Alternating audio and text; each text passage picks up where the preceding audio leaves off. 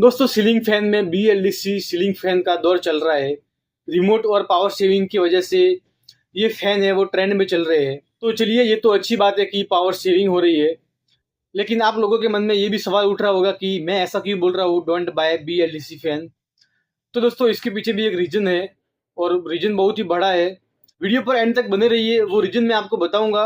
बाद में आपको तय करना है कि आपको BLDC फैन परचेज करना है या फिर रेगुलर फैन को परचेज करना है। दोस्तों थोड़ा सा जान लेते हैं पहले कि रेगुलर फैन के अंदर और BLDC फैन के अंदर कौन से पार्ट लगे हुए रहते हैं। तो दोस्तों रेगुलर फैन के अंदर एक कॉपर की वाइंडिंग होती है, और उसमें दो बेयरिंग होते हैं, और उसकी बॉडी होती है, और एक फैन के ऊपर कैपेसिटर लगा हुआ रहता है जो कि फैन को स्पीड देने का काम करता है। और BLDC फैन के अंदर एक कॉपर की वाइंडिंग होती है, और दो PCB लगे हुए रहते हैं। एक PCB रिमोट के लिए होता है और दूसरा PCB मोटर के लिए होता है। इस फैन के अंदर कैपेसिटर लगा हुआ नहीं रहता है। तो दोस्तों आगे मैं आपको बताऊंगा कि आपको BLDC फैन क्यों परचेज नहीं करना चाहिए। तो दोस्तों अगर नॉर्मल फैन आपका ख़राब हो जाएगा तो उसका वाइंडिंग का जो खर्चा है वो 300 रुपये से 350 के बीच में आता है।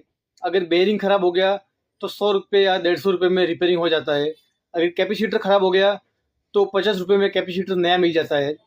लेकिन अगर आपका BLDC फैन ख़राब हो गया और वो भी आउट ऑफ वारंटी में, तो आपको कितना खर्चा आएगा आप सोच भी नहीं सकते। वो खर्चा मैं आपको बताऊंगा। अगर फैन का वाइंडिंग ख़राब हो गया तो कम से कम 900 से 1000 रुपये तक उसका वाइंडिंग जाएगा।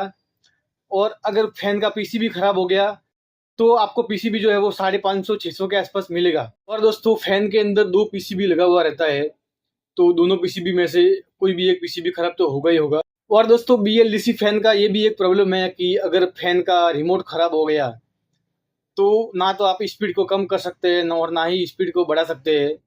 और अगर आपने रिमोट से फैन को बंद किया है और अगर आपका रिमोट खो गया कहीं पर, तो आप फैन को चालू भी नहीं कर पाएंगे। तो ये एक सबसे बड़ी प्रॉब्लम है। और BLDC फैन के रिमोट के अंदर बहुत ही ज़्यादा प्रॉब्लम आती है ब्लिंकिंग की। ऑटोमेटिक उसका जो लाइट है वो ब्लिंक करता रहता है। तो कुल मिलाकर बात ये है कि ये फ़ैन जितना पावर सेविंग करता है बाद में उतना मेंटेनेंस भी निकालेगा।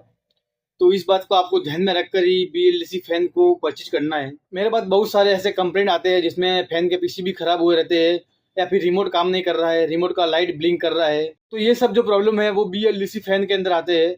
रेगुलर फैन में ये सब प्रॉब्लम नहीं आती। रेगुलर फैन के सिर्फ दो ही प्रॉब्लम है, या तो फैन का आवाज़ आएगा बेरिंग की वजह से, या फिर वाइंडिंग खराब हो जाएगा। तो वो कम खर्चे में काम हो जाता है।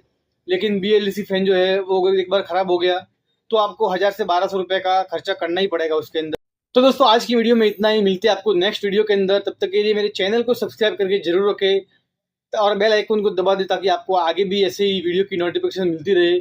और मुझे कमेंट करके जरूर बताएं कि आपको BLDC फैन अभी परचेज करना है या नहीं करना है।